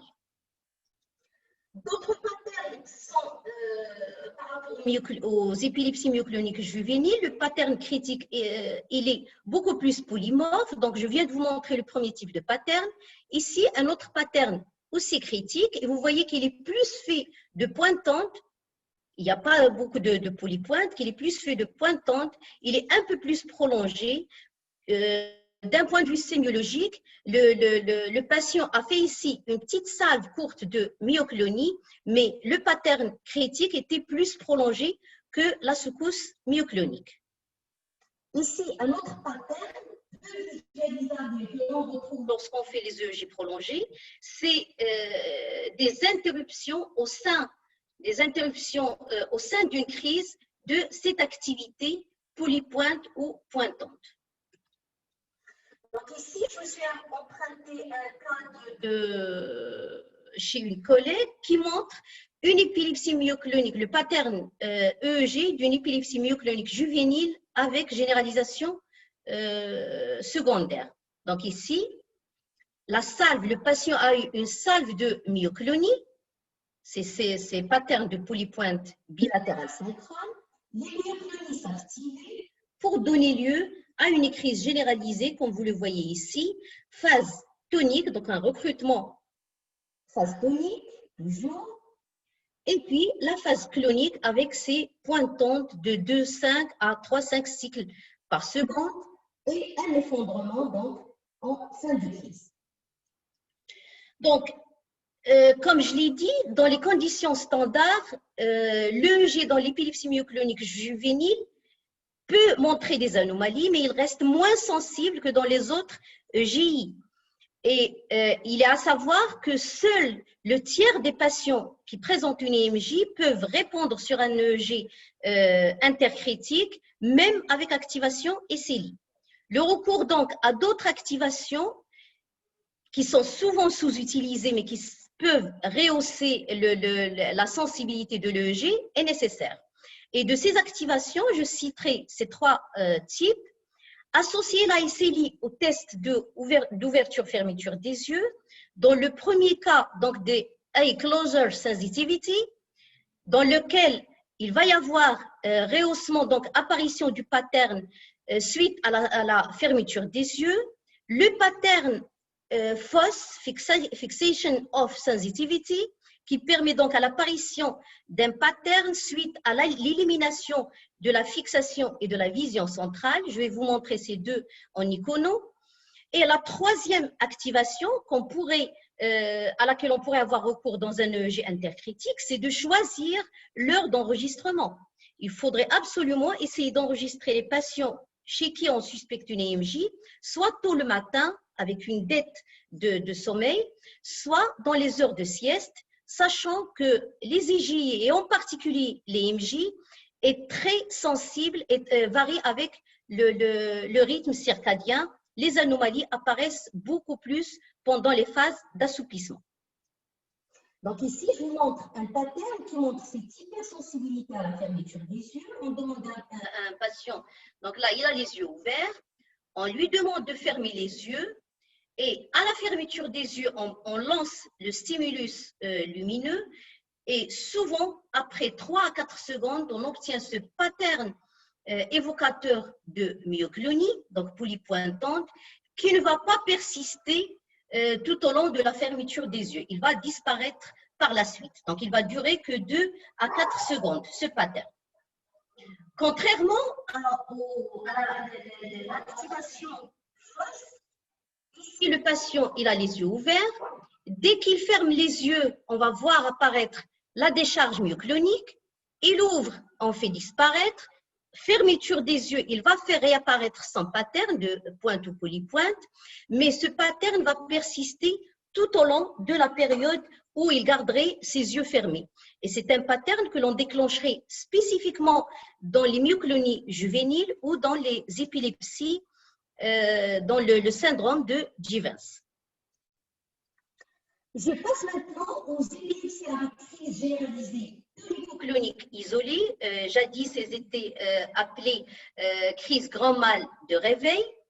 Donc, le début, elles sont déjà assez rares. Le début pendant l'adolescence, ils peuvent survenir de façon exclusive des fois ou avec une prédominance tôt le matin ou dans les périodes de relaxation diurne ou après relaxation du soir. Les facteurs déclenchants sont la privation de sommeil et le réveil provoqué. Alors, quant au pattern, donc les crises généralisées tonico-cloniques, comme vous le savez, cliniquement, c'est une phase tonique des 4 membres, suivie d'une phase clonique et puis d'une phase comateuse à laquelle vient l'attitude post-critique relation du patient. Donc, sur l'EEG critique, l'activité de fond, par rapport à l'EEG, l'activité de fond est souvent normale sur un EEG intercritique. Les décharges paroxystiques généralisées sont un peu plus lentes que dans les autres syndromes et on va voir le pattern électrique dans la phase critique. Donc ici, la décharge dans le cas de l'épilepsie généralisée idiopathique, donc vous voyez pointante à 2,5 ou 3 cycles secondes, sortie de fond normal bien sûr. La phase critique, donc le patient fait sa crise, EEG montre des pointes recrutantes en début de crise, ici la phase tonique et la phase clonique avec ses pointes de pointantes, avec cet aspect de pointante bilatérale, diffus et synchrone. Et ici, la phase d'effondrement ou phase comateuse qui signale la fin de la crise. Donc, ceci étant pour les aspects typiques, qu'en est-il des erreurs diagnostiques qui peuvent survenir dans le cas des épilepsies généralisées idiopathiques et qui peuvent avoir des sources soit cliniques, soit électriques, comme on va voir. Donc, je rappelle juste que le pattern électroclinique des épilepsies généralisées idiopathiques est facilement différenciable des épilepsies généralisées symptomatiques. Cependant, l'analyse de ces patterns dans les EEG prolongés permet de répertorier plusieurs atypies qui peuvent erroner le diagnostic et par conséquent erroner la symptomatologie électroclinique dans ce genre d'épilepsie. Alors, d'un point de vue clinique, il y a 3 types ou 4 types de signes cliniques qui peuvent porter à tort un diagnostic faux de crise focale à la place d'une IGI, à savoir dans les épilepsies absences, ces automatismes qui peuvent être présents quand le patient fait son absence, dans le cadre d'une épilepsie absence d'enfant ou de l'adolescent, et qui peuvent être confondus avec porter à tort vers une épilepsie partielle, en l'occurrence temporale. Pour les crises généralisées tonico-cloniques, lorsqu'ils sont précédés, c'est rare, mais elles peuvent être précédées par une sensation, un prodrome, donc une aura, ou alors lorsque la crise généralisée commence par une déviation inaugurale de la tête et des yeux d'un côté. Ça peut prêter à tort vers des crises focales. Les crises myocloniques sont plus sujets à ces erreurs diagnostiques puisque l'aura est beaucoup plus présente, surtout l'aura visuelle dans les épilepsies myocloniques. Les myoclonies peuvent être latéralisées et être confondues avec des anomalies focales dans le cadre d'épilepsie focale.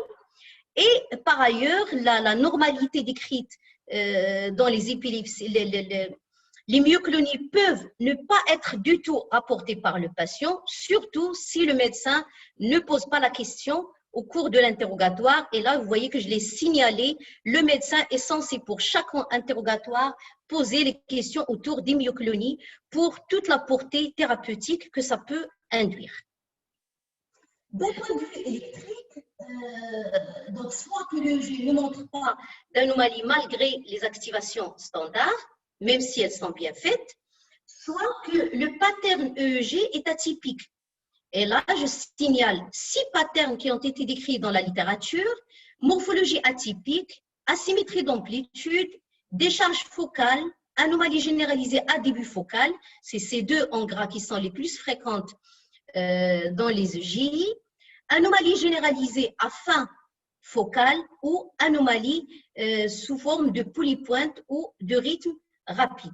Il est à signaler que les enregistrements prolongés ont permis de répertorier 66% des patients qui peuvent présenter au moins un de ces signes sur leur EEG. Et surtout, le cas est beaucoup plus fort quand il s'agit d'une EMG. Donc là, je vous montre quelques-uns de ces patterns. Ici, en étoile, vous voyez que la décharge typique dans une EJI, c'est d'avoir la pointante ou la polypointante, et que parfois, vous trouvez l'onde qui précède la pointe. Là, c'est un des patterns très, très fréquents où vous voyez la décharge paroxystique généralisée dans une EMJ, précédée ici par des ondes lentes encochées, ou suivies, comme c'est le cas ici, par des anomalies focales. L'aspect le plus fréquent, c'est de retrouver des anomalies généralisées associées à des anomalies focales, et parfois même dans des EMJ, on n'a que des anomalies focales. Il faudrait avoir recours à d'autres activations pour faire sortir ce pattern typique d'EMJ. Un des patterns beaucoup plus rares, c'est des séquences de pointes et de polypointes qui sont de l'ordre de 4 à 6 secondes et qui peuvent être très trompeurs dans un pattern d'épilepsie généralisée idiopathique.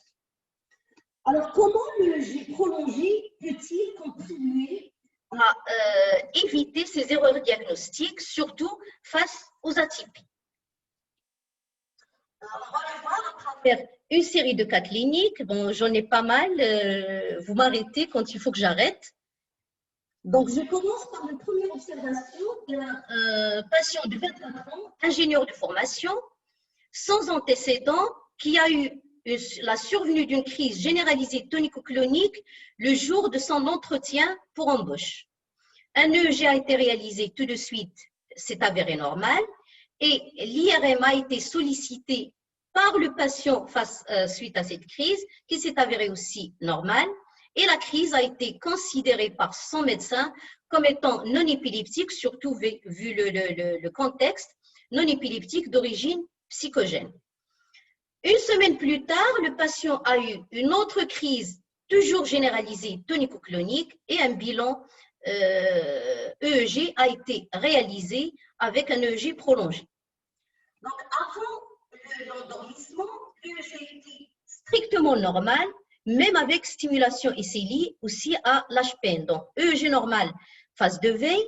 Dès que le patient a commencé à somnoler, donc en phase d'assouplissement, il y a eu apparition de ce pattern, vous voyez, de polypointe ample, synchrone, qui corrélait avec une secousse myoclonique qui a été enregistrée, corollaire donc de cette activité myoclonique. Et au réveil, on a repris les activations et vous voyez que le tracé est plus sensible après réveil immédiat. Ici, on a la réponse de l'EEG à une stimulation SLI après donc éveil provoqué. Donc, dans ce cas-là, il y a eu un redressement d'une crise non épileptique d'origine psychogène vers une épilepsie myoclonique juvénile avec crise généralisée tonico-clonique déclenchée surtout par la situation de stress.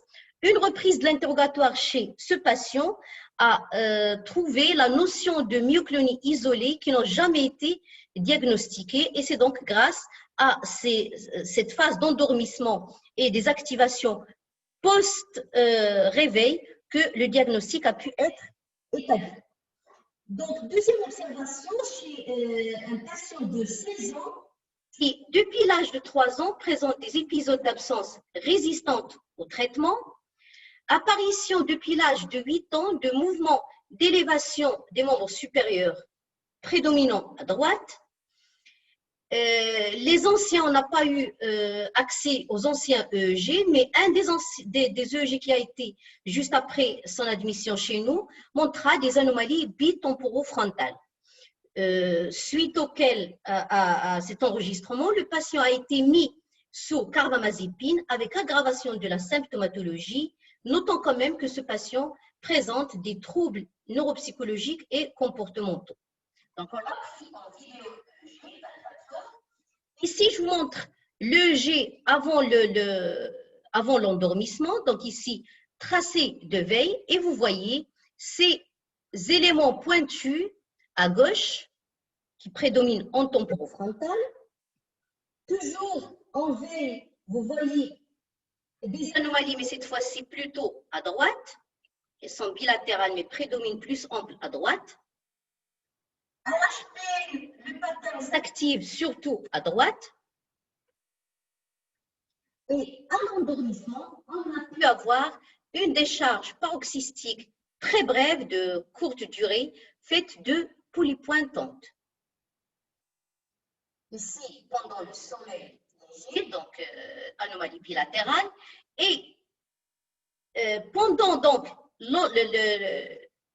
excusez-moi, caché là-bas. Pendant le réveil intrasommeil, ce patient a eu une absence clinique avec élévation du membre sup et qui a corrélé sur l'EEG avec cette décharge paroxystique, donc à début fin brusque. La manifestation clinique a été associée, donc l'absence a été associée avec des clonies palpébrales, suivies bien sûr de cette élévation brusque des membres supérieurs. Une autre manifestation, on l'a eu toujours chez le même patient, le lendemain quand on l'a réveillé et on a enregistré suite à l'HPL et à la SLI après réveil matinal. Donc vous voyez un autre pattern similaire au premier.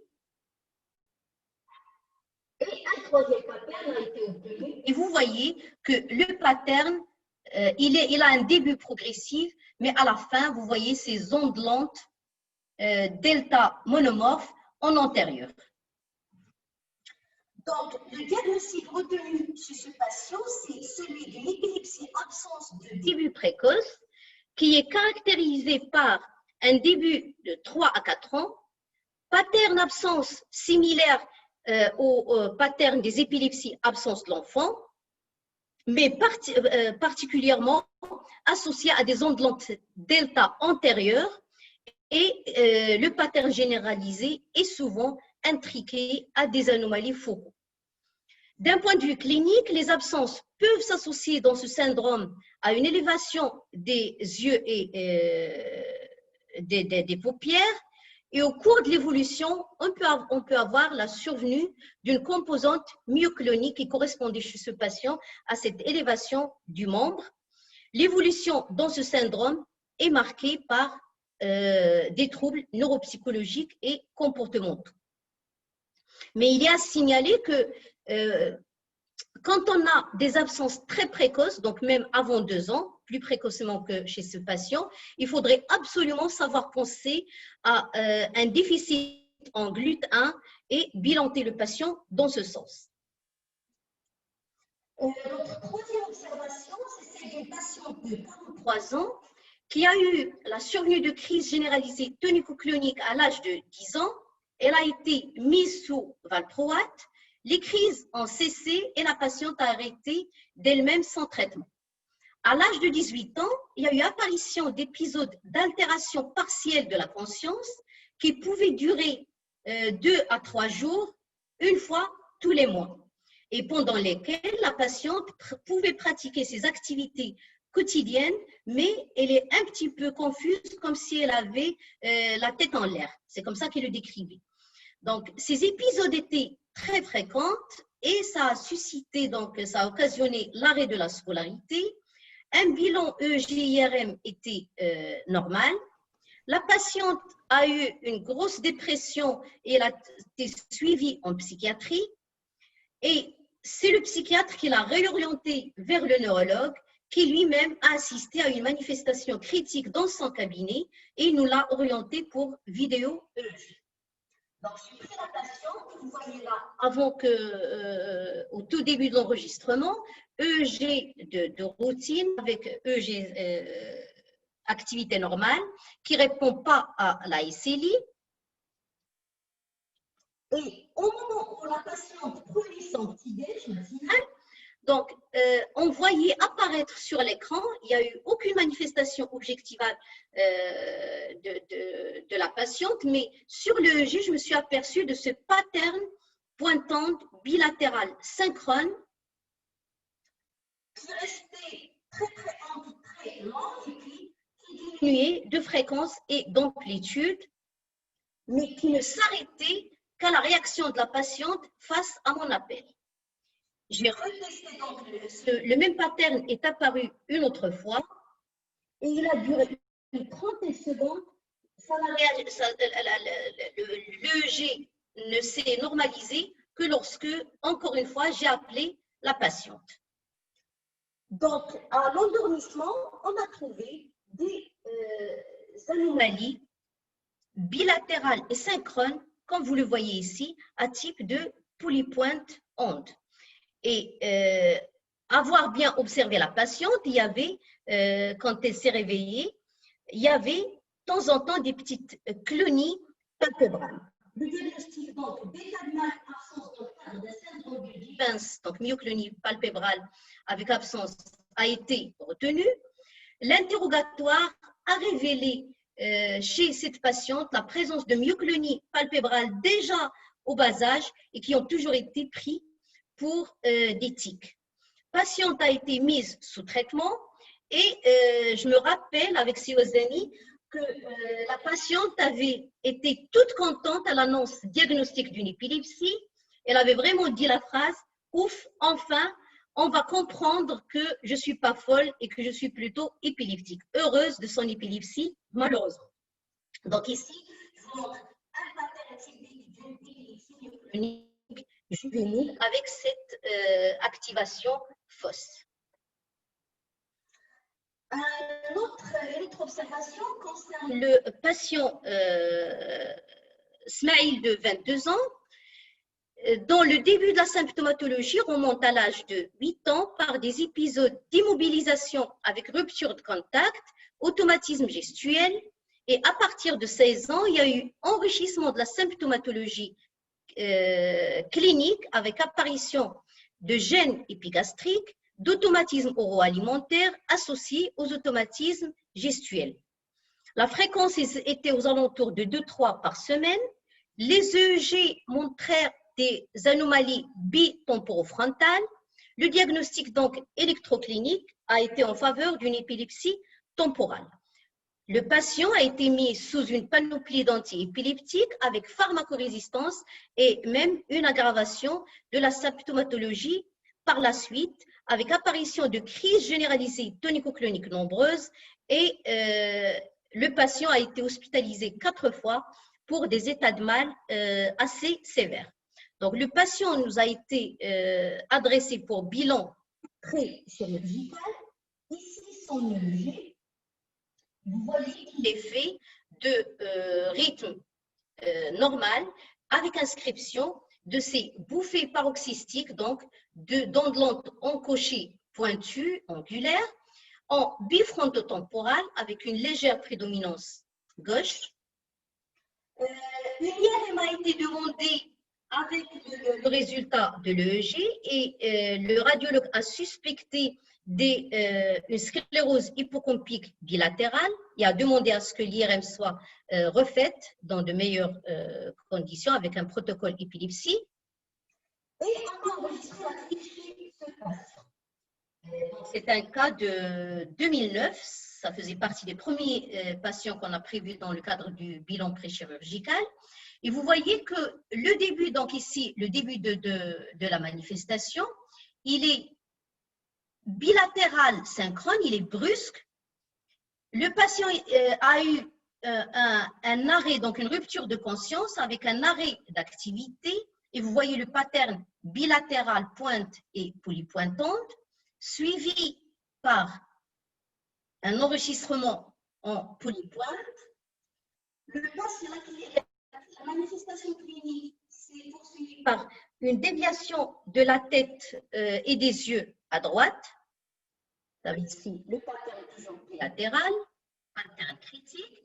Le patient, par la suite, a eu une activité d'automatisme bimanuel avec un mâchonnement. Et en fin de crise, et vous voyez que la durée, on a commencé à 9h51, la crise a duré 2 minutes. En fin de crise, AEG strictement normal, sans aucun ralentissement post-critique. Donc, une crise qui a commencé de façon brutale et qui s'est terminée de façon brutale et qui est bilatérale synchrone avec des pointantes, ça peut laisser doute autour d'une épilepsie généralisée idiopathique.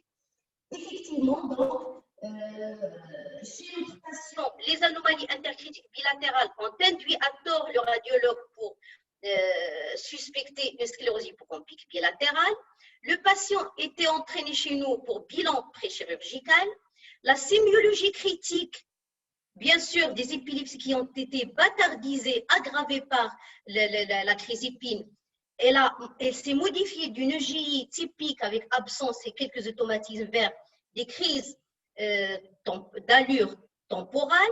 L'EEG critique était, comme vous l'avez vu, généralisée, synchrone et prolongée.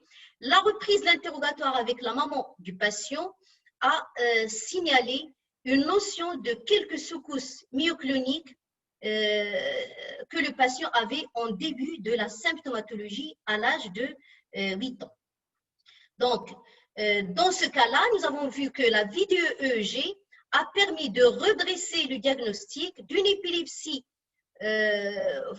prise pour focale vers une épilepsie myoclonique juvénile qui a été mal diagnostiquée, mal prise en charge, aggravée et dont même les caractéristiques sémiologiques et EEG ont été modifiées. Donc, ce patient, on a arrêté la carbamazepine chez ce patient, introduction d'épakine et de lamotrigine, avec une nette amélioration de façon progressive. Le patient est maintenant libre de crise. Et une autre observation est celle d'un patient, je ne sais pas si j'ai encore du temps. Je finirai par celle-là. Donc, c'est un patient de 25 ans qui, à l'âge de 6 ans, avait présenté un premier épisode de crise généralisée tonico-clonique, installation d'épisodes fréquents d'absence à l'âge de 12 ans. Le patient a été mis sous traitement avec persistance des absences qui se sont associées de temps en temps, qui s'associèrent de temps en temps à des secousses myocloniques. L'EEG montra des anomalies généralisées, nombreuses. Traitement, le patient a eu donc le valproate, la lamotrigine avec un rash cutané qui a été modifié par le Keppra. Et récemment, il y a eu une recrudescence des crises généralisées tonico-cloniques avec un épisode d'état de mal, suite auquel le patient nous a été adressé pour prise en charge thérapeutique pour une épilepsie absence de l'adolescent pharmaco-résistante. Donc ici, les données d'un EEG. Sur un EEG du veille, vous voyez un rythme strictement normal et une décharge paroxystique bilatérale et synchrone faite de pointes et de polypointantes. Ici, un autre pattern pointe et polypointante suivi d'ondes pointues qui commencent et finissent donc de façon brutale. Un autre pattern de pointante avec salve de polypointe, et vous voyez qu'il est toujours en phase de veille, que ce n'est pas une activité de sommeil. Pendant l'artère, vous voyez ce pattern qui rappelle vraiment l'absence, pointante, régulière, 3 à 4 cycles secondes, intriquée à quelques polypointes, mais j'aimerais bien que vous notiez ici que l'amplitude au niveau fronto-central gauche est assez élevée par rapport aux autres dérivations et que la décharge ici se termine par une focalisation, une latéralisation gauche. Au sommet léger, il y a eu une forte activation du pattern, comme vous le voyez ici, mais de temps en temps, on avait plus une latéralisation gauche que droite. Sommet profond, par contre, les anomalies se sont réduites en fréquence, mais surtout, elles se sont nettement latéralisées à gauche. Le patient a eu 3 crises pendant cette hospitalisation. La première crise correspondait à une crise très brève, qui correspondait juste à un starring avec légère élévation de la tête, croisement des bras, geste qui était stéréotypé dans les 3 crises, et le patient bouge à peine les doigts de son membre inférieur droit.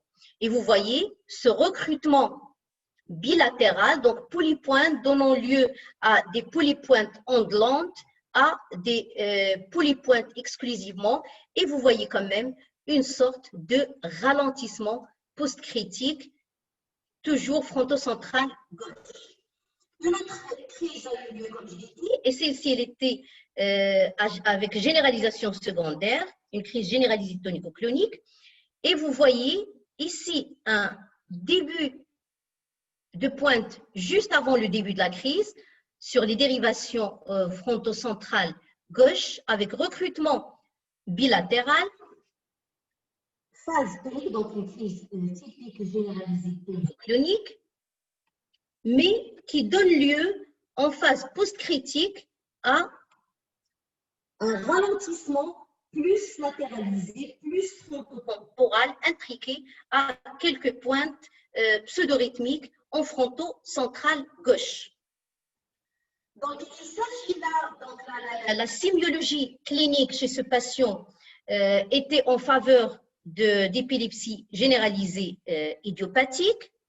Les anomalies étaient généralisées polymorphes, mais il y avait ce problème de pharmacorésistance et d'aggravation, suite auquel la vidéo a été faite. Et les moments où il fallait vraiment être très, très pertinent dans l'observation de l'EEG, c'est l'EEG au cours de la phase de sommeil léger, qui était bilatérale, mais avec des petites latéralisations, une plus forte amplification au niveau fronto-central gauche, la latéralisation des anomalies au sommet profond, et ça c'est la particularité plus des épilepsies partielles à généralisation secondaire que des épilepsies généralisées idiopathiques, qui au contraire s'activent au sommeil profond, et sur l'EEG post-critique, une souffrance avec pointe disparate, pointe pseudo-périodique plutôt, fronto-centrale gauche. Une IRM a été demandée et s'est avérée normale, et le PET scan a été sollicité et montra un hypométabolisme en frontale gauche. Donc, à l'inverse du cas précédent, il y a eu maintenant redressement diagnostique d'une épilepsie qualifiée de généralisée idiopathique vers une épilepsie focale frontale. Un ajustement thérapeutique a eu lieu chez ce patient avec amélioration de l'état électroclinique, mais le bilan préchirurgical est toujours d'une épilepsie focale et toujours en cours. Donc, je vais sauter un peu le dernier cas clinique, faute de temps, pour conclure et dire que les épilepsies généralisées idiopathiques ont certes un pattern clinique typique, que l'EEG standard avec activation, et je soulignerai bien faite, peut suffire pour confirmer le diagnostic qui est avant tout clinique, mais que devant toute atypie électroclinique, il vaut mieux prévoir un EEG prolongé, mieux encore avec vidéo EEG dans la mesure du possible, sachant que l'EEG de sommeil qui est peu sollicité dans les épilepsies généralisées idiopathiques peut rehausser très fortement la sensibilité de l'EEG qui peut atteindre 92%.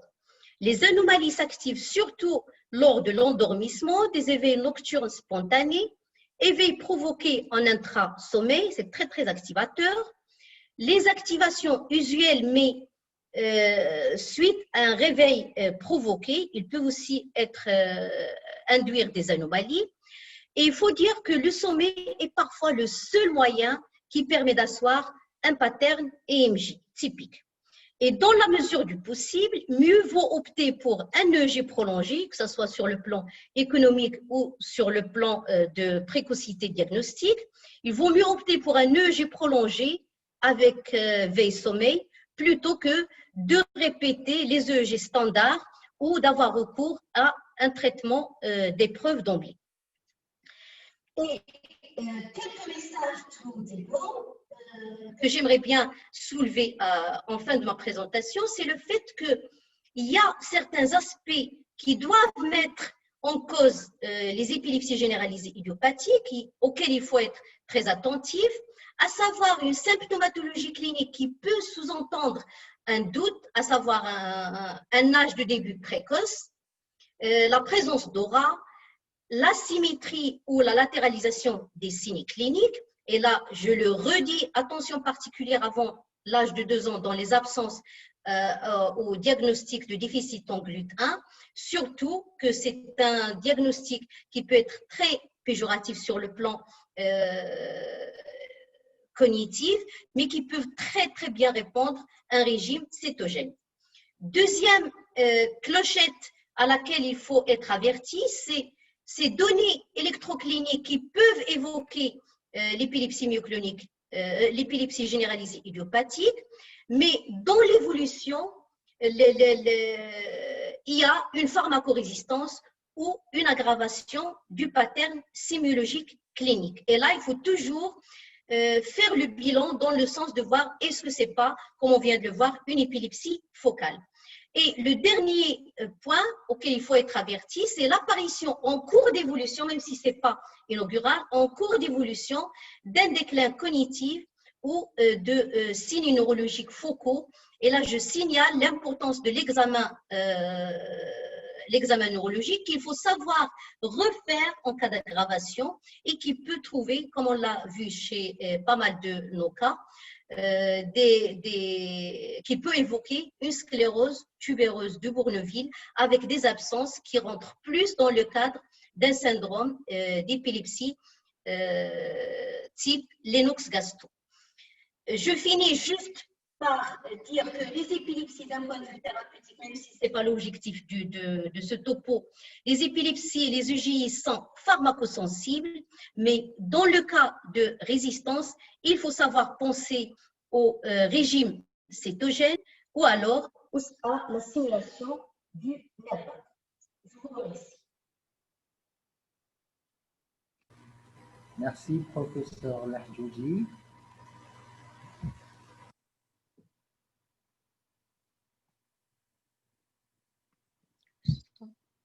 Merci, professeur Lahjoudi, pour cette excellente communication très didactique, précise. Bon, nous allons rapidement aller vers les questions. La première question, est-ce que l'abondance en ondes triphasiques, non, ça je pense que… c'est pour Dr Philippe. Oui, c'est pour moi cette question. Pour Dr Philippe. J'écrivais une réponse. On posait la question, est-ce que l'abondance des ondes triphasiques sont corrélées avec la sévérité de l'encéphalopathie métabolique? Alors, je voulais répondre oui et non. C'est qu'au départ, vous savez, il y a un gradient, c'est que vous avez un ralentissement du rythme de fond, vous voyez apparaître les ondes triphasiques, elles deviennent abondantes, elles deviennent continues, et puis après, vous passez un cap, vous avez un tracé de burst suppression, un tracé isoélectrique, et la personne meurt. Donc, le stade gravissime, c'est quand vous passez le stade de burst suppression, vous n'avez plus de ondes triphasiques, et après le stade d'inactivité cérébrale. Donc oui et non. Voilà. Alors, une Comme deuxième réponse. question. Bon, je pense que je sais pas, vous pouvez tous les deux intervenir. Dans les EGI, les absences sont plutôt typiques ou bien atypiques? Ah non, dans les EGI, les absences sont typiques. Les absences atypiques, c'est beaucoup plus les syndromes symptomatiques, généralisés symptomatiques. Elles sont typiques. Ce que j'ai décrit comme atypique, c'est plutôt certains patterns EEG qui peuvent se montrer comme atypiques, comme je l'ai montré avec quelques débuts focaux, fin focale, avec une morphologie un petit peu atypique, mais l'absence elle-même, elle est considérée comme absence typique. Merci, merci, professeur. Bon, euh, c'est tout ce que nous avons comme question. Euh, donc, euh, euh, donc, donc, par faute de temps, donc voilà, je conclue cette réunion. Je remercie encore une fois professeur Lahdouzi pour sa communication et professeur Philippe Gélis pour leur communication. Je redonne la parole à M. Ouzani. Merci. Bien, on a passé un très bon moment. Je tiens à remercier les deux orateurs. Et puis, vous donnez rendez-vous pour un autre webinaire, toujours organisé par la Ligue internationale contre l'épilepsie, la région Est-Méditerranéenne. Bonsoir. Au revoir. Merci, au revoir. Bonsoir à tout le monde. Au revoir. Merci. Merci aux participants. Merci à tous. À bientôt. Au revoir.